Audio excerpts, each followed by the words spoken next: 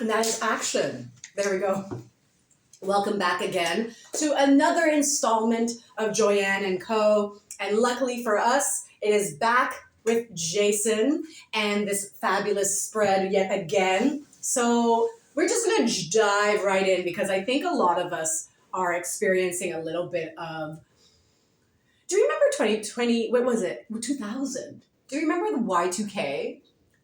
In our day, we lined up to buy water because sincerely, there was like a panic that took over us where we thought the computers would not realize that's 2000.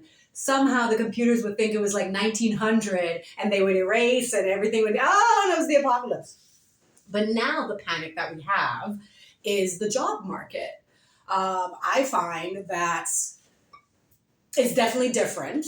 I admit maybe I am not doing all the right things. And so Jason, who is an expert in this realm, will hopefully help us and steer us in the right direction of what to do. What are the right things to be doing? Because I feel like I definitely noticed a change. Back in the day, I could be my complete disorganized self, send out 50 resumes and get a job by the following week. Like, you know what I mean? Like, yes, it is a lot of resumes to send, but guarantee I wasn't personalizing each one. Like I had groups of them. Like I had my education one, I had my promo one, that type of thing. And then I would get like maybe 5 interviews and then I'd have a job. But now I find that even with the extra effort where I'm personalizing things and I'm writing cover letters and I'm using names that I researched and I'm using the address, so help us. What do we do? Like, when do you throw in the towel? When do you decide to try something new? When do you go back to school? Like, what do we do now in this? And I don't know if this is everywhere. Maybe it's just North America. Maybe it's just Canada. Maybe it's just Ontario. Maybe it's just Toronto. But right now, I feel like I'm not the only one when I listen to the news where it's like, today Canada lost this percentage of jobs in the market. So help. Help. Jason, help us. Okay. I know. I just put the world of Atlas on his poor shoulders. They're lovely shoulders, though. Yeah. Thank you. I'm trying to make sure that I answer the question from the right lens that you're positioning it. So it sounds like you're saying in this world where it is much harder to land a job. In mine, maybe I'm wrong. Right. Okay. But if that is the framework that you're coming to the question with, what does one do to now land the job? Yeah, like how do you not be unemployed because it's expensive? Yes. So Joyann and I are pretty much the same age in our 40s, and so when I will edit this. 40s. They had to say it again. Yes. Like a mutual friend was like, "Oh, Joyann and I have been friends for 17 years," and I was like, I'm like, remember we met at Jason's champagne birthday, and he's like, "Oh, then it's 18 years." I was like, "Oh, why are you guys so handsome and hurtful? Stop." But the reason why I bring that up is because, the world, it really changes, and there are definitely changes to the economy. And, I would say the biggest reason for the change is the rate at which technology keeps disrupting industries. Mm-hmm. And, I'm sure you'll probably want to get into some conversations around that, specifically around AI, because I'm sure that's what people think about when they think technology and how it is changing industries in the present day. I would say that because of these changes, people have to approach the way in which they get themselves out there for people quite differently. Employers now can learn a lot about someone just by seeing what their footprint looks like in the public domain. And so if people don't have some sort of public profile, believe it or not, that can actually be something that can hurt, for lack of a better word, your chances of getting the job over the competition. And the competition would be anyone else that's looking for a job or a position. And so people can think about the particular sector that they may want to have their career in and things of that nature. And really make sure that you're positioning yourself in the public domain in that way. So, for example, if someone wants to do work in the area of journalism, or when I think about Joyann, Joyann is someone who is incredible at broadcast and things that have to do with hosting, etc. And so anyone in that particular space will want to think about even something like this. Am I showing up in podcasts? Am I actually putting out some content that's going to give people a sense of who I am and how I can add value and contribute to their organization outside of that static resume or that static cover letter? You know, when we think about things like AI, resumes and covering letters are being funneled through AI so often now that you really don't even know who it is you're speaking to, really.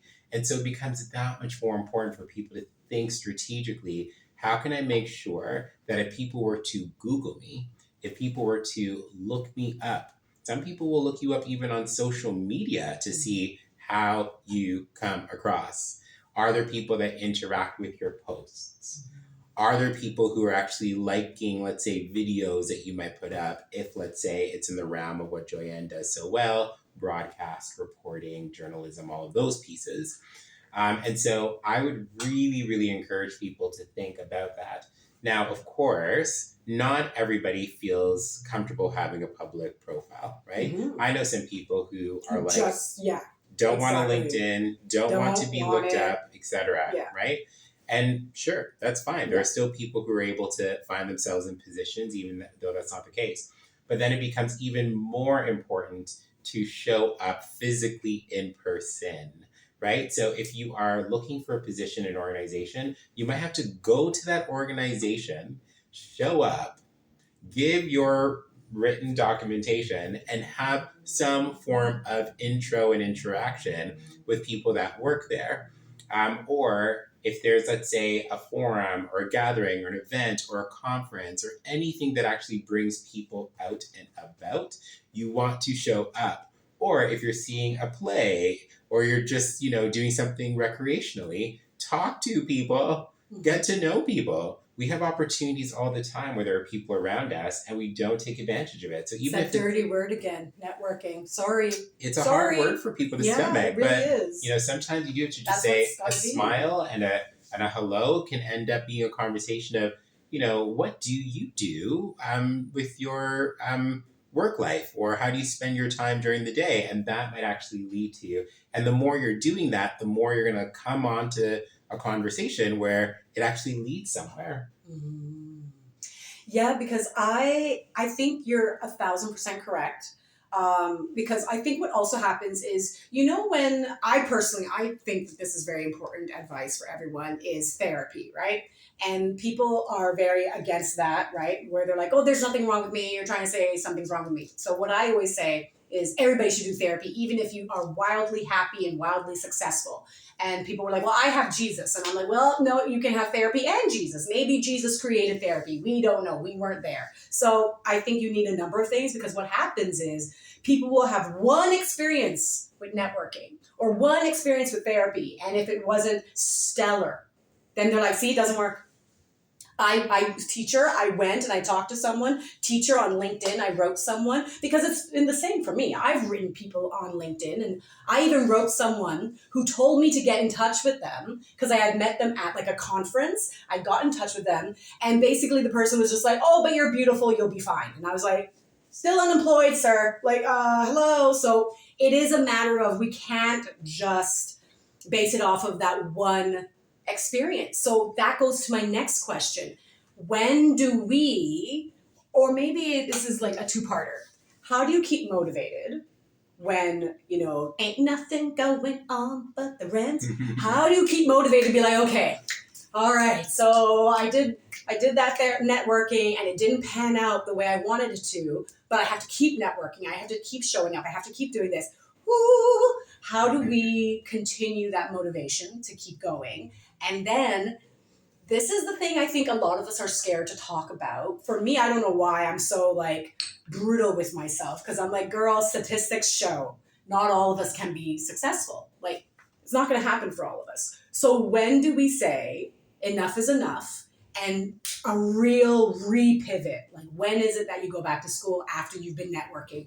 When is it do you choose a new avenue? When is it that you change your job, like, or career lane after networking or therapy and all that stuff? What do you think? Yeah. So on the side of motivations, different things are going to work to motivate different people, right? Depends on your wiring and what you're used to in terms of what gets you motivated. Um, some people are motivated by pressure, right? So when you say the rent is due, some people will say, I got to make something happen by this date or it's going to be a bad scene. And so, pressure can sometimes be a motivator. And sometimes I'll say to people to curate the pressure, like actually give yourself a deadline if there's not a clear deadline. Actually, get someone who's going to be an accountability peer, buddy, or something so that you can say, I need to make sure that I give them a call by the end of the week to say, this is what I've done in my search for a new position. Okay.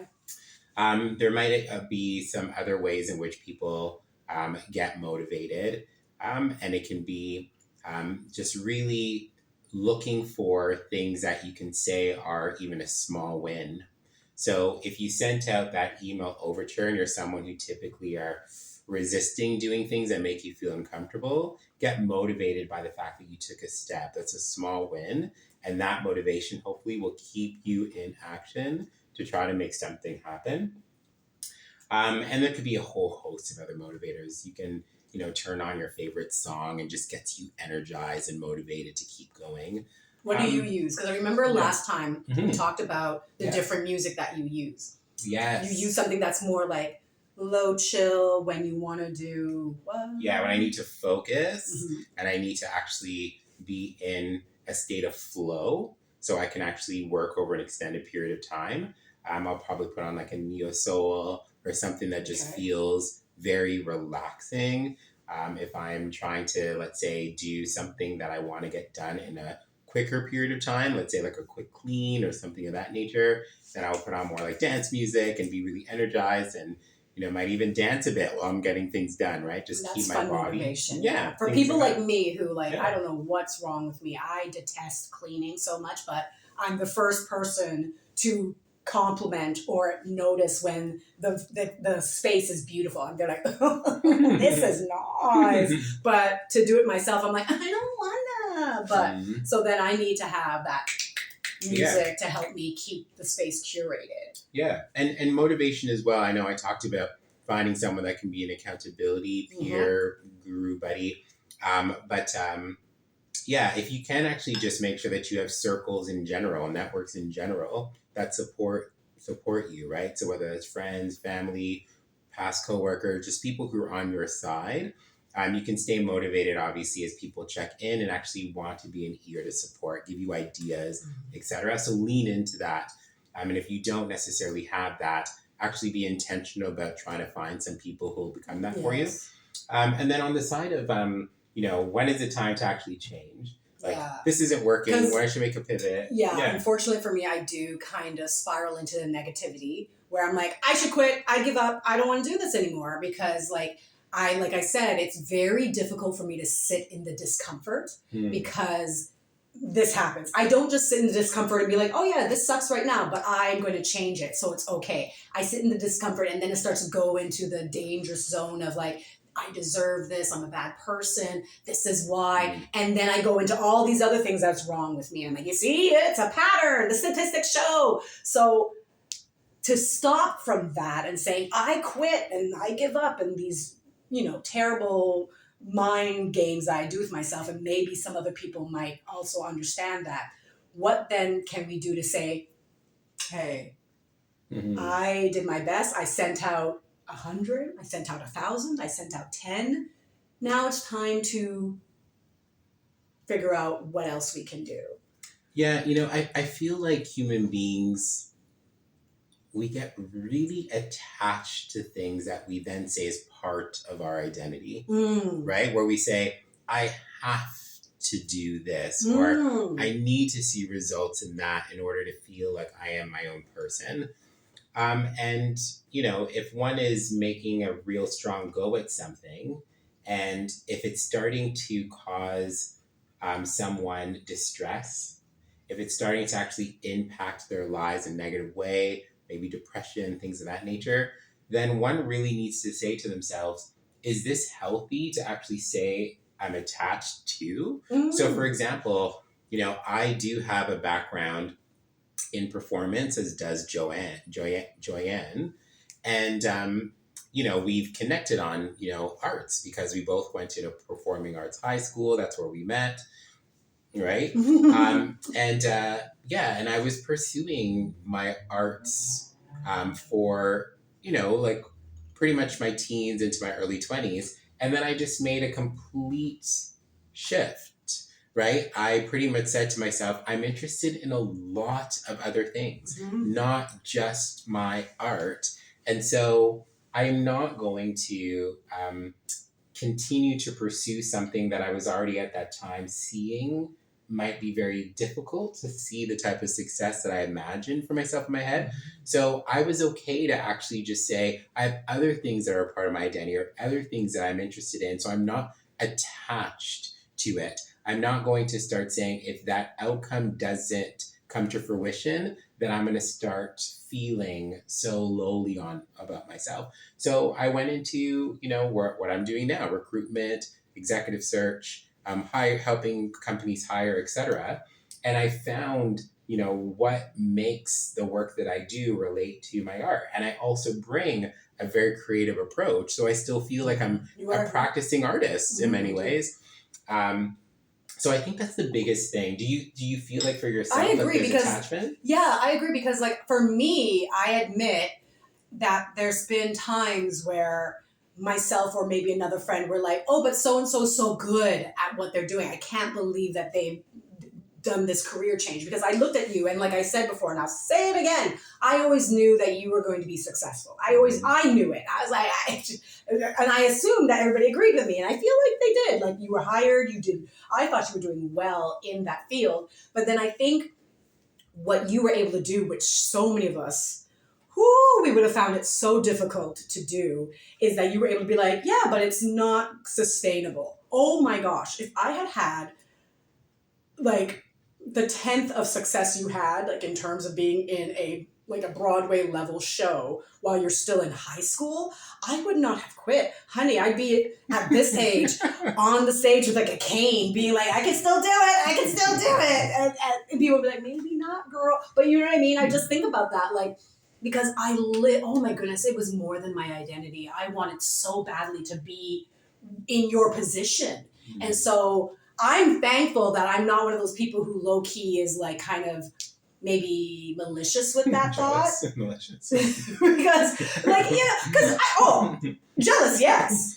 Please don't trip me down a flight of stairs or anything. No, exactly. No. Because like I will always admit to people, I don't know whether it's jealous or envious. Like there's like the two differences where one of them is I want what you have and I don't want you to have it, and I'm like, oh, that's terrible. Like, that's not you. That's not exactly. That's not how. Look how sweet he is. No, I was but like, that's genuinely that's not how I am. You're like, But that's generally not me, because my joke has always been like, how about you become wildly successful and then move on to LA, and then I can be a success here. Thank you. Go flourish. That's what you think. That's why I want everybody to do really, really well so I can have the leftovers. Yeah, I'm like, give me some crumbs, go. I'm like, go fly. Let me be down here, girl. You soar. I'll just glide. I never, like when I heard that the definition of jealousy or envy was that, I was like, oh, that's brutal. Like, so you want to have everything and nobody else can have anything else? That doesn't make any sense in the world. Like, that means everybody's starving but you? No. I don't want that. I want to be like Pepper LaBeija, where if I have something, we all must go. If I'm going to Paris, we're all going, honey. That's what I want, right? And then the other definition that someone who said of jealousy or envy was like, you just wish you had what that person has, or you just really admire them. That's what I think mine is. And then there's the other one I've seen in people where it's malevolent, where people are like, I can't believe you gave up your gifts. And for me, it's like, girl, not all of us are going to be Not all of us are evenly yoked. Like, it's a horrible, hurtful thing to say, especially that we live in a world where everybody gets a sticker because we don't want people's feelings to get hurt. I think they're doing it for people like me who never got a Valentine's and all that stuff, where they're like, oh, let's give medals to all the children. I'm the generation that ruined it for everybody else, where now we're like, you shouldn't have done that. And I agree with that. I think some of us should have hurt feelings. Some of us should have a little shame. Some of us should have the reality check that, no, babes, it's not going to happen for you. You don't have, maybe you didn't have because like, we only see the end result. We don't see all the times that you auditioned. We don't see all the times that you worked hard. We don't see all I've been to the gym with this one. He works out. I don't know if I'm not evenly yoked. So that's why my jealousy stops. Where I'm like, girl, you can't take what he has because he's worked hard for it. And are you willing to do all those reps with those heavy weights? And no. So that's why I hope for a lot of us to kind of take down our malicious feelings behind the jealousy. Have the jealousy. That's normal. Of course, I look at people. Maybe it's more wistful. Maybe that's what I have more, where I'm like, I wish I was you, but I realize that there's hard work in that, so I can't take that from you. And maybe there's another thing right there in terms of motivation, right? Like if you can really reframe whatever emotional response that you're having to say, I don't want this to be the feeling of jealousy. I don't want this to be a feeling of envy. I want this to actually motivate me. Ooh. When I see that other people are doing things that I'm really interested in doing. Yeah. And you're right, Joyann. There are a couple people. So Joyann mentioned that I was in a Broadway musical. So I was in Mamma Mia for 2 years in Toronto. And so that is competition, darlings. I hope you know. Nota bene. But and there were other people who, including like agents that I had, that were like, what do you mean you're not going to be continuing? You just got to this level. Like you could just like in my brain, I'd be like, oh my goodness, Broadway. Yeah. That means we're getting you onto the next round of when Hollywood movies cycle back to liking musicals again.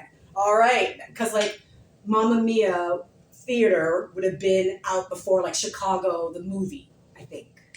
Yeah. Right? Yeah. I would have been, if I was your agent or manager at the time, I would be like, you can't stop, darling. When Chicago is filming, you're at least going to be in that or something. Like I actually was auditioned for Chicago, and yes, it does. Oh, I miss it. It does come from being in shows like that, and you get some other auditions. I have no shame in saying I wasn't casted at all. No. People would be able to see the movie and see I wasn't in it. No, but those are the types of things that you I were was in the room exposed for. He was in the room when it happens. Yeah.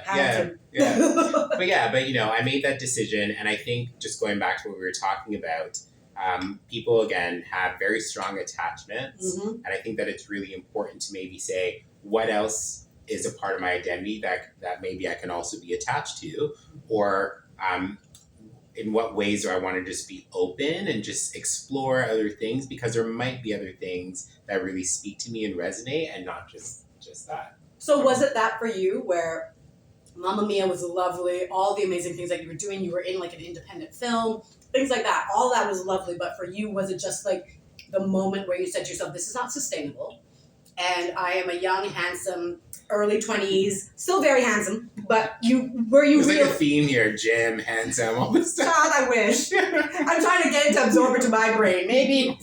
Because, like, I can fool you. My arms look nice. But, like, was it one of those things where you just said to yourself, this is not going to last forever? Like, how were you so realistic at such a young age where you're like, this is not, was it that? So it had nothing to do with, is this sustainable or not? Mm-hmm. I do know that some industries, it's a bit more of a challenge to find stability. But going back to Joyann's point earlier, and I'll say it a different way, I am the type of person that will work hard enough to sustain myself in anything that I do, right? Sure. So even if I were to stay in the arts field, perhaps I wouldn't be meant to be like some big Hollywood high paid performer. But I would find a way to still sustain myself so I can have a roof over my head. I can, be, eating and, all those pieces and still do the art. For me, what it really came down to was having more control over my future, right? So, like you had just said, you went for Chicago and you didn't get it. There you go. There's no control. There's no control. So, when you are performing, you can be someone who is, rich and famous one day, and then the next day you're not getting any calls. And that's because you are still at the mercy of what the public thinks, what the studio thinks. Are you someone who's going to bring bank to the box office, or are you someone who's going to be a dud, if I can be colloquial, and not actually help, generate funds? So, there's precarity in that space. So again, I'd be able to sustain myself because I'd figure it out. But then it was more conversation to myself, like, what type of life do I want to have? Do I want to have a life where I have more control, where I can see maybe a more linear path? Or do I want to have a life that has some unpredictability? And I chose the former in terms of more control.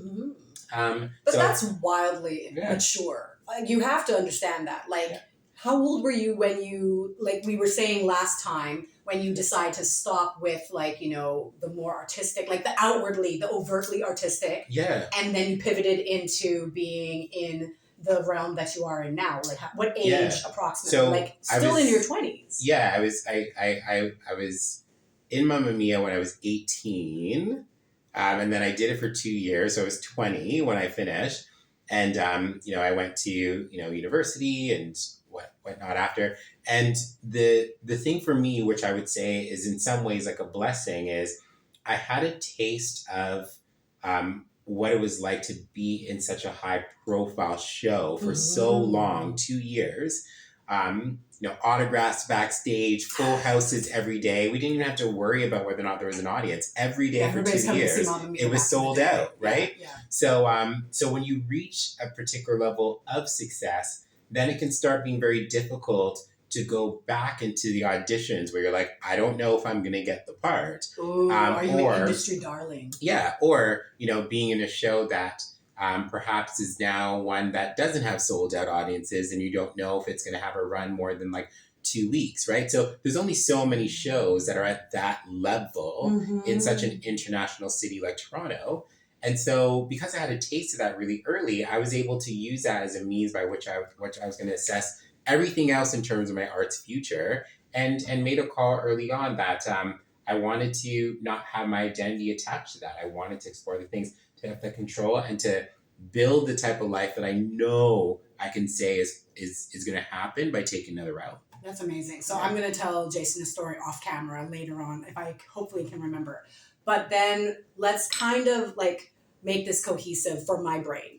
So basically, it's not a matter of stopping yourself from quitting, but maybe divorce yourself from the idea that what you do is the only thing about you that makes you you. Attachment. Don't have that really unhealthy attachment to I have to be an actor.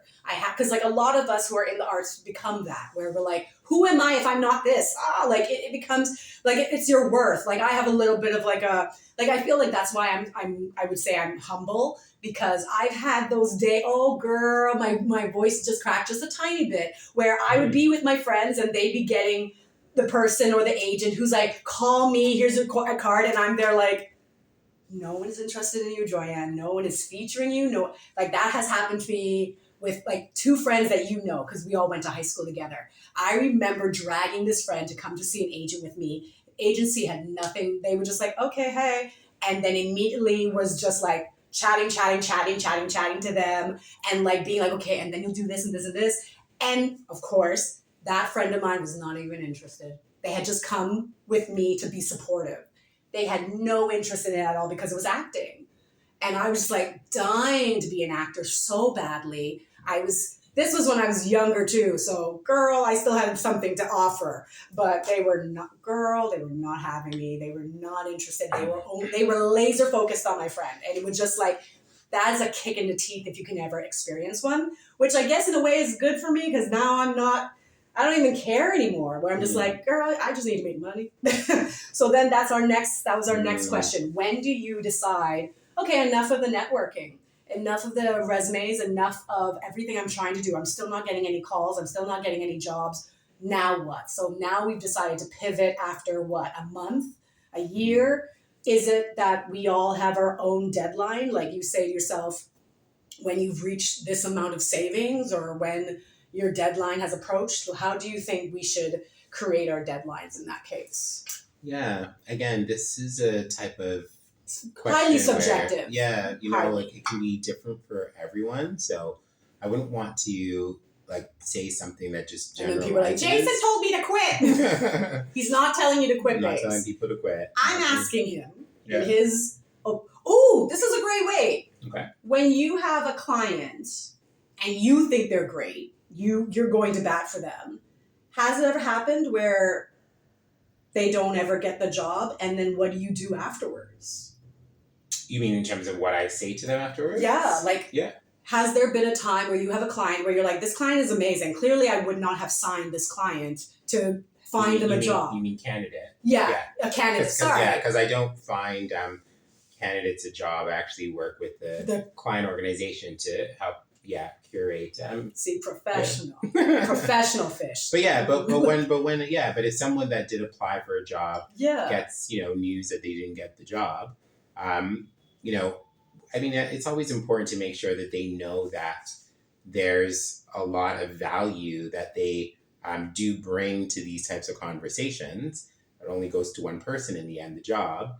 But, it's an opportunity to then reflect on what should perhaps change to make them, let's say, a stronger candidate the next time around. And I've seen people who didn't get the position the one time that actually did the work after sharing with them constructively things to think about and applied it and then got the job the next time. Mm-hmm. So I think that it's really important for us to figure out what are the data points in terms of what might I learn from some of the instances where things didn't work out, and then what can I change and what can I do to hopefully have success the next time. But then outside of that, just doing a couple of things simultaneously, right? So if you're not attached to any one particular lane and you think expansively and you're willing to actually entertain many different avenues and many different lanes, you have an opportunity to in real time do some comparisons and say, some conversations are opening up here, they're not there. I thought I wanted to go there, but maybe I'm supposed to be doing some more work here, right? Mm-hmm. So that would be something that I would say to folks, from day one. Don't just do one thing. You sometimes have to try multiple things and see what sticks. Okay. Right? So if you're only applying to jobs by looking at what's posted online and sending over your resume that way and it's not working out, you might have to do some other things at the same time. You might have to actually say, what's going on in my city or my jurisdiction or whatnot, and what can I plan to actually attend and go to so I'm around other people and I meet them? What positions do I really want with what companies? Maybe I need to actually go to those places and spend a day just going up to their floor and just saying hello to reception and handing a resume and saying you wanted to make sure you just had some eye contact, right?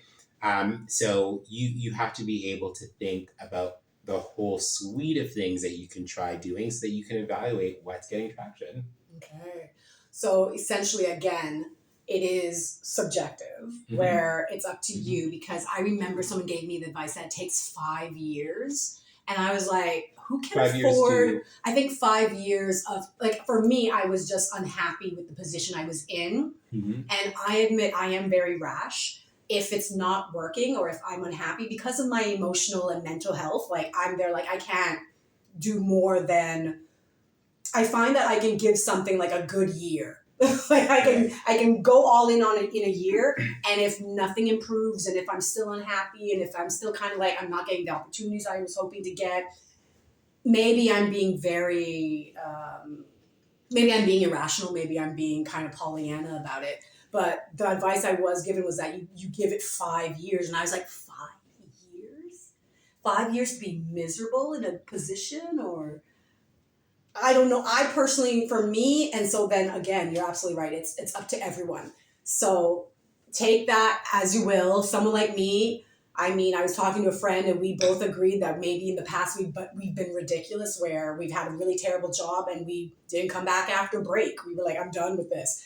To the extreme of someone saying to you, you have to give it 5 years. So it's from a day to like 5 years. So take that as you will. So now that we have decided to pivot, because we've done the networking, we've done the resumes, we've consulted with you or someone else like you who knows more than we do. We've done the eye contact, we've handed in our resume, we've gone on foot, we've done all that, we've waited the 5 years, we've done everything, and we're still not getting anywhere. As we're hearing in the news, where the Canadian economy has lost this percentage of jobs, this is happening. AI, even though I'm one of those people who loves AI and I can visibly see it taking my job or whatever, libraries are closing. All the industries that I was very part of are all kind of like dwindling. Then now what do we do? Now is this a time to pivot, and how do we do we take those questionnaires that are like, this is the type of job you should do? Like, what do you advise those people, those candidates of yours? Yeah, I mean, a big part of the work economy today is the gig economy, where there are all sorts of apps for all sorts of industries where people can show up in a freelance type of way. And I do think that that serves as another really great networking opportunity, because you may have someone who says, based on your profile, I want to hire you to do, particular task or gig or job. And that might actually open up doors for you to continue doing some work with them on a freelance basis, or maybe even being hired, right? There are some, general contractor type apps that I've had people, start off by coming over to do plumbing 1 second.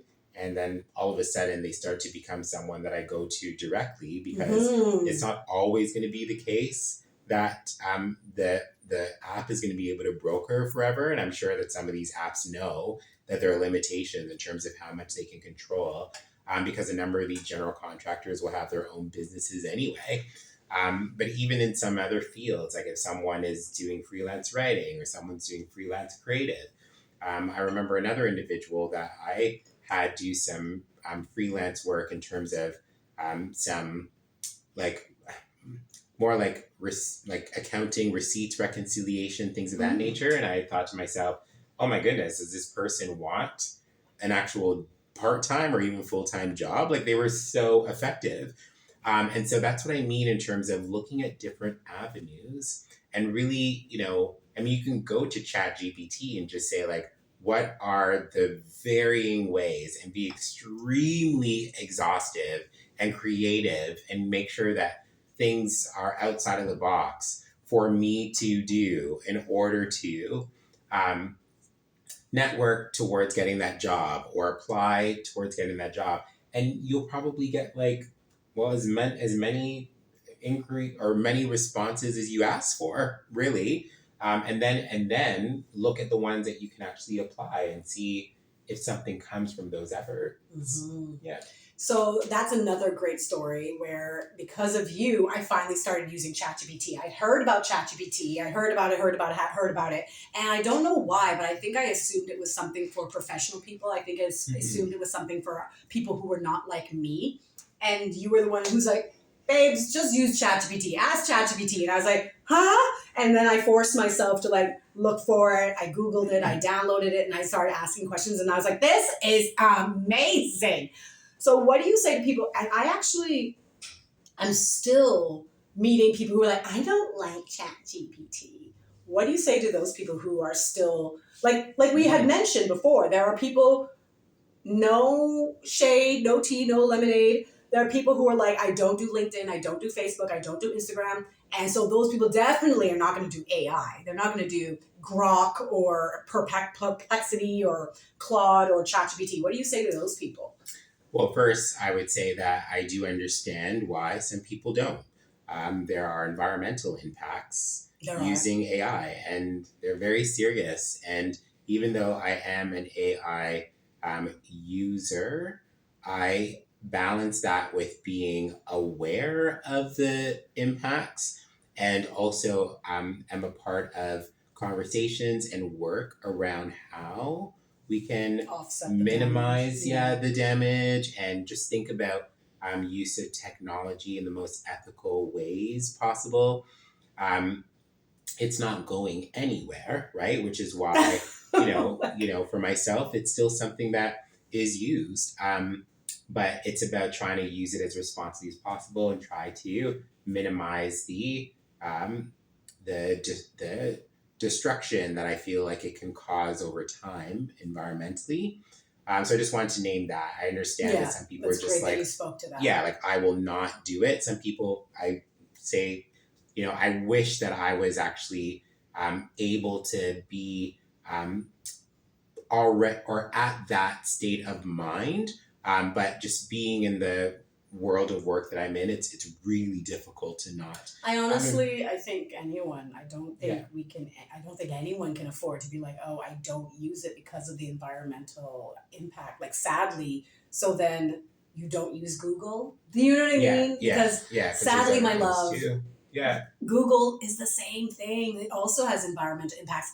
Pretty much like if you are not off the grid, Yeah. you have an environmental impact. Absolutely. Are you getting on a plane? Yeah. I know. Listen, I wish I was Greta Thunberg. I wish, but I'm not. I'm not gonna take a boat to Australia. Our cell phones, right? Like huge environmental impact. Like all the hardware in terms of how those things are put together. So, so those pieces, but in terms of people who don't use, like, just in terms of other pieces, I do think it's going to be very difficult to avoid it completely, like just given the pace of change around it. Exactly. There's already smart home systems that have AI integrated. Are you giving up your Alexa? Right, like there's tons of things, and it's going to continue to happen more and more. So I think it's probably going to be a matter of time for some people who are avoiding it. They might end up saying, okay, it's hard to still avoid. Mm-hmm. Yeah. I'm trying. Okay, this is another one. All right, so you have a candidate who you've tried your best. They're still unemployed. You think they're lovely. You're just like, I don't know. You know that they're doing everything they can do. What would be a Hail Mary now, where this candidate is like, Jason, I did the networking. I'm in contact with some great people, but nobody has a job for me. Like, I don't fit in Toronto right now. Like, and I'm hearing terrible things. What should I do? Like, should I move, or what do I do? What would you say to that person? I would ask them a few questions. So, have you done work to have a public profile, or have you simply been sending resumes hoping that someone would respond? And part of the reason why I would say that is because more and more, when people are hiring, they really do want to try to get as much information to say this person is going to add value, as opposed to us really having trying to find it. Even when you look at like the way that people are getting record deals today. Oh yeah, right? You're on TikTok. You have a mixtape. You already have your own following. You've already been doing some of your own work. We have data points to say you clearly work hard. You clearly are going to have people who are going to continue to follow you. Let's actually work with this person. So the days of someone just saying, well, I sang in a music hall and it was really good, and someone heard me and said, okay, yeah, I love that person's exactly. voice. I'm going You're to the next sign you. Yeah, right. That's important. It happens, but it's not the way that not people are going to be doing it in today's world.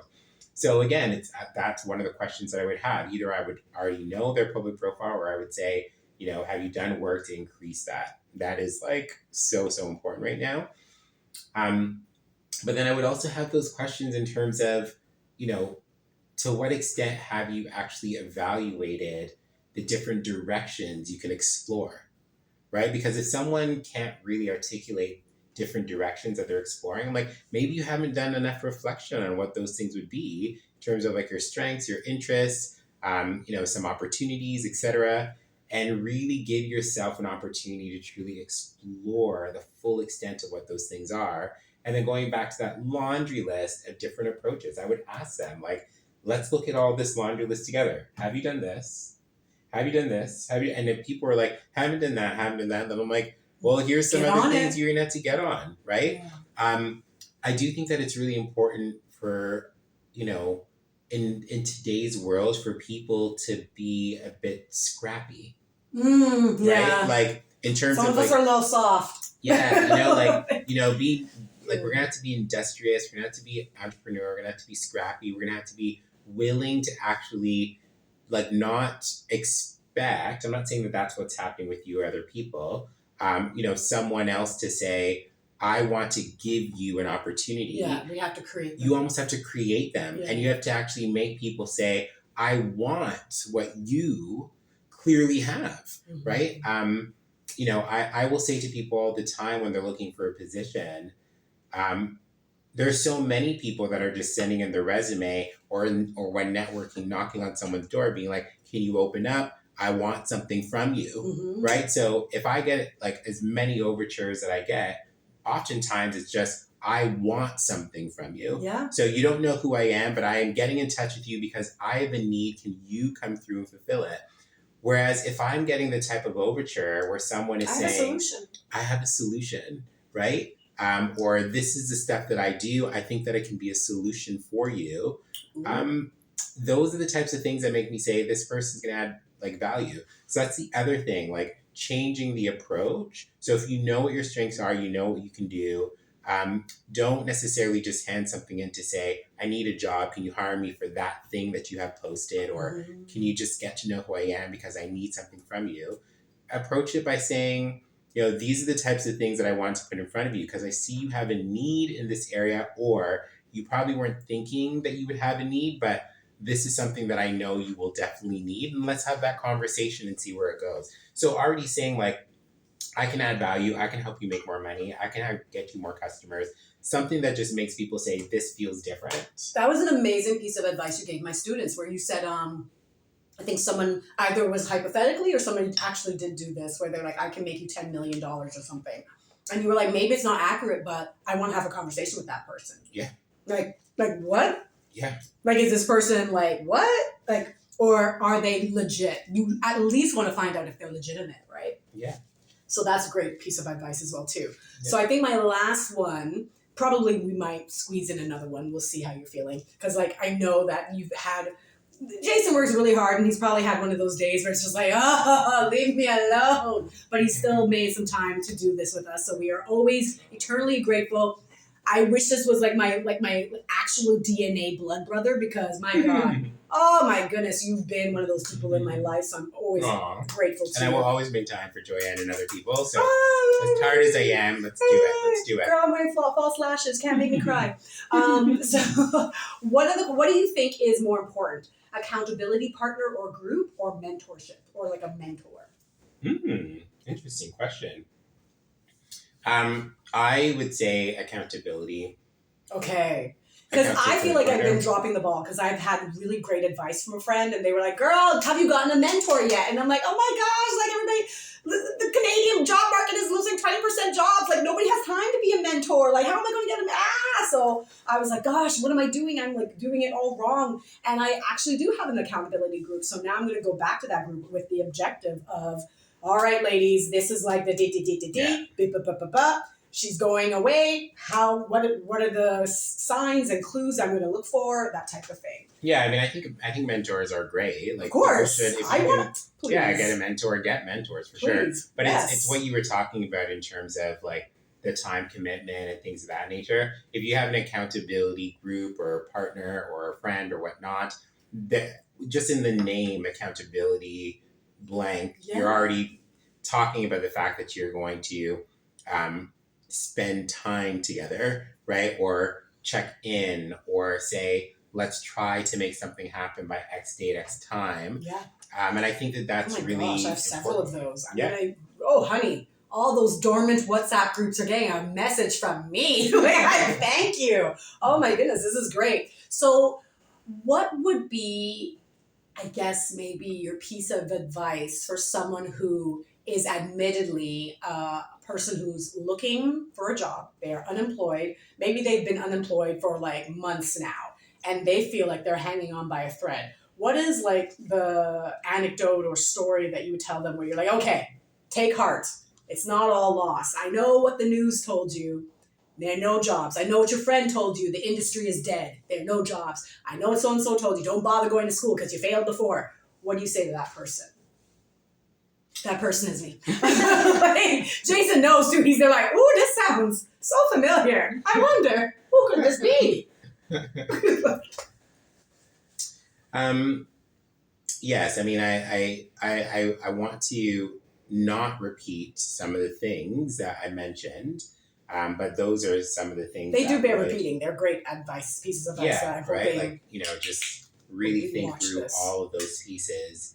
If I'm one's really trying to look for like that path, but I would say that it's really important for one to um, just make sure that they are continuing to be in action, right? I mean, I know that there are times where one's just like, I'm really discouraged. Oof. And I'm just not like, going back to the motivation, like not really wanting to actually do very much about the situation. But one just needs to make sure that they're just continuing to apply some action towards what they want to see happen. You know, sometimes when I'm coaching people, I will say to them, don't necessarily just think about what you want to have happen in the short term. Think about what you want to see happen in like 5 years for yourself, or 10 years for yourself. So if you want to have a certain amount of savings in 5 years or 10 years, what you gotta do today? You got to start doing things today, because it does, to the point where that person was saying it takes you should be in a job for 5 years. Even if it's not in that job for 5 years, it can take 5 years to reach a particular goal. Yeah. Right? Yeah. Yeah. So, you know, we don't have the luxury of time. So, you know, if that inner saboteur is saying like, oh, like, it's fine, just sleep in until 12. What do you have to be up for anyway? You have to be able to say, listen, Debbie Downer, like, I am not letting that kitty. Right? Look, I'm a big proponent of, you know, really accepting the fact that people have a broad range of there are a broad range of mental health struggles. So I'm not minimizing any of that. I want to be very, very clear. Some people really are in a state where some intervention is going to be so important for them to be able to even do some what I'm saying. But if you are, you know, at a state of mind where you can't actually say to that inner saboteur, I'm not going to give you the space to have me not be in action, do so. And then put yourself in the type of mindset or situation that will keep you in action. So for example, like Joyann said, I'm extremely busy. Like, it's to the point where I'm like, I just wish I could invent an 8th or 9th day of the week. Like, it's Friday right now, and I wish it was like Tuesday. Is that not odd for someone to get to Friday and be like, you have your weekend? I'm like, why can't it be weekend? Tuesday? Because I just want some more time with my team because we have things to do. It's right. So you want to go back in time? I want to go back in time so that I have more time to get all this done. I'm like, or maybe somebody could create a substance that isn't scary and creepy like the movie. Maybe a nice substance that just makes a lovely clone of you that isn't like murderous. Yeah, because at the end of the day, it's like, you know, I have all these deadlines that are coming so fast and furious, and I'm like, I have limited time to get all these things done. It's like, you know, the 15th is coming. There's another payroll. There's just so many things that just keep my mind being like, oh my God, like, I don't have time. So, you know, I say all this because I then have to say to myself, if I want to continue to make sure that I'm being proactive to get work done, I have to make certain choices that sometimes are going to just make sure that my system stays in action. So after a day of meetings, I will go to a coffee shop and I will be there until the coffee shop closes, because I'm like taking myself out of my space is going to make sure that I continue to work, because the inner saboteur, when I'm still in my space, says, you had a long day. You know, you need to just watch something on television. Yeah. You need to just, like, you know, call it a my day, God. right? And of course, that is a very healthy thing to do for Yes, one you to do actually. need to decompress. You do need to decompress, right? But there are other times, or oftentimes, I actually do have the energy to do more work, but I have to actually take myself out of my environment so that I actually do it. Yes. Right? So then by the time I'm done, like at the coffee shop, whether it's 10, 11, I even will go to some coffee shops that are open 24/7 and be like done at 1 in the morning, 2 in the morning. Yes, that happens. But I get so much done. And then I feel so invigorated. Lifted. I'm like, Yeah. I got that done. The weight is lifted. And so if one is feeling like they're not motivated, get to the library if you You're need to. You're right, because we used to do that all the time when we were younger. All the time. And as much as I was like, not the greatest student, I did get something done. Like, oh my goodness. Yeah. I mean, I'm telling you, like, the way in which so much of our environment is fashioned today, where we have, like, everything on our phone to distract us, right? Like, we have every, like, television type platform to be like, well, I can just instantly watch this as opposed to waiting every Thursday for the episode. I can just binge it all now. Get it all done now, don't right? Have to wait for the marathon. You don't have to wait for the marathon. So then at the end of the day, we have to be able, in order to combat that towards our goals or aspirations, be able to say, I am going to take myself out of these situations. Like there are times where I'll even just be like, I am putting my cell phone in a completely different room so that I don't even think about it. So I can just get some stuff done and then I'll return to it and be like, the world's still spinning and I can get back to people now. So that still being in action and actually doing things to have your environment support you being in action. Ooh, that was a good one, because I'm wondering to myself, I'm like, why am I wasting so much time? And then it's like, when's the last time I was in a coffee shop or a library? Those two places, I'm getting a lot done when I'm in. Because it's in the nature of being slightly uncomfortable. Like, let's be honest, in Toronto, unfortunately, I personally think this shouldn't happen in our city, because I think Toronto's still small enough and has so many resources that we should be able to help everyone. But in our public spaces, they are still houseless crisis centers. So people who unfortunately are not in a great place or space do use coffee shops and tea houses and libraries and community centers as places to be, because they have nowhere else to go. So just in that alone would motivate me back when I was younger to be like, hurry up and finish this, because I don't want to be here when it's too dark. I want to be here when it's like kind of creepy. I'm just naturally uncomfortable. Whereas at home, I am lucky enough to have friends who give me their Crave password. So guess who's not doing work? And guess who watched Project Runway season 21, all 8 episodes today? Me. When I should be applying for jobs, networking, going to places, researching who I'm going to hand my resume to. Yeah. Child, I have so much work to do and I haven't done it. There's just we don't have the luxury of time. That's why I said I wish Friday can be Tuesday. And I am still saying that I am working around the clock some days, and still I'm like, I don't have time. So then I say to myself, I need to not, the little time that I have, if I want to get the work done and I want to reach this goal, I need to not put myself in situations that all of a sudden makes the precious time that I have disappear. And then all of a sudden I'm kind of like, I didn't get anything done towards that, right? So yeah, like, make yourself a touch uncomfortable so that you work towards the goal, so that you work towards that 5-year goal. But the thing is that, like, as soon as you put yourself in that situation that seemed uncomfortable, then the first 10 minutes, you're all of a sudden be like, why wasn't I doing this before, right? Like, I mean, I'm not saying everyone loves a library, but like, whenever I'm at the library, give me a few minutes and I'm just like, I just feel so zen, and I just feel like it's just so easy for me to just sink into that sort of rhythm. Same thing with the coffee shop. It's like great calm music in the background. I have other people beside me that are also doing work, and I just feel like, there's a rapport. I mean, I see some of the same people. We say hello, get to know what they're working on, etc. I love Jasonville. You make everything beautiful. I'm there like, and it was smelly and it was creepy and I didn't like it, so I finished my work. And he's there like, you create rapport and it's But you find so the right lovely ones, right? Like you find the right ones. In a place like Toronto,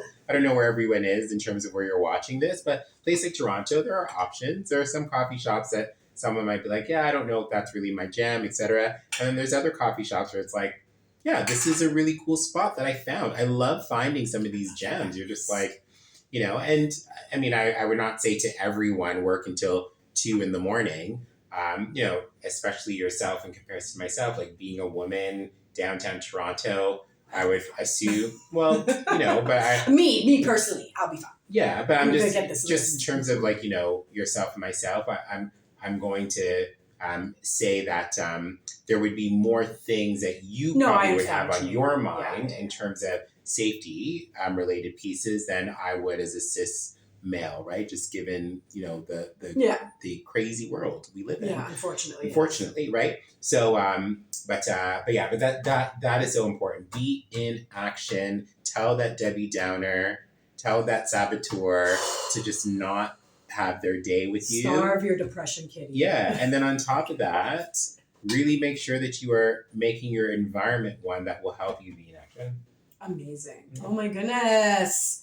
I'm sure there's a million other questions I could ask, but I feel like this and the other episode I definitely need to rewatch because of the gems in it. And I hope for you, our viewers of Joyann Co, that you picked up on those gems too, because for me already, I'm like, oh, girl, but And Joyann and I are going to a coffee shop now, Friday night. Exactly. I And think we're that's what I going need to to be do. accountability study partners. I need to, because there's enough things that are overdue on my list where I'm like, but baby, we won't sleep, Joyann, have you figured it out, girl? So yeah, I need to do that. That's what I need to do.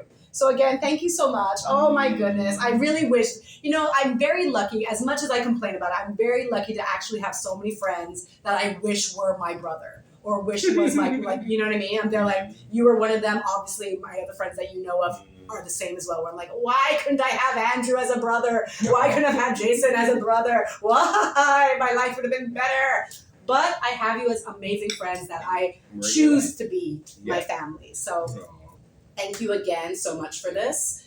And I hope all of you enjoyed it as much as I did and will. And I hope to see you again on Joyann Co. Bye. Bye. Thank you. Oh my gosh. There we go.